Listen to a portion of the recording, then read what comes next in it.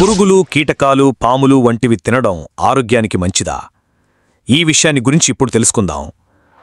Mexico, Thailand, Cambodia, Singapore, అలాగే మనకు బాగా తెలిసినటువంటి చైనా దేశాల్లో ఈ పురుగులను ఎక్కువగా ఇష్టంగా తింటారు.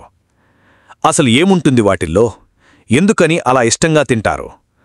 ప్రపంచంలో ఎప్పటిదాకా 2100కి పైగానే తినడానికి పనికి వచ్చే కీటకాలు లేదా పురుగులు ఉన్నాయని పరిశోధకులు చెబుతున్నారు.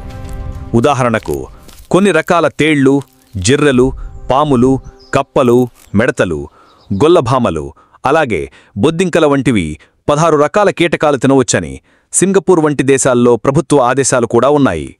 వీటిల్లో చాలా ముఖ్యమైన విటమిన్స్, ఖనిజ లవణాలు, ప్రోటీన్స్ ఉన్నాయని చెప్పుకొస్తున్నారు.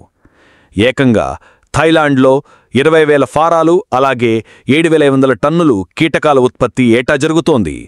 నిజానికి మాంసాహారం కంటే కూడా ఈ కీటకాలను వాడటం మంచిదని కొన్ని దేశాల శాస్త్రవేత్తలు చెప్పుకొస్తున్నారు.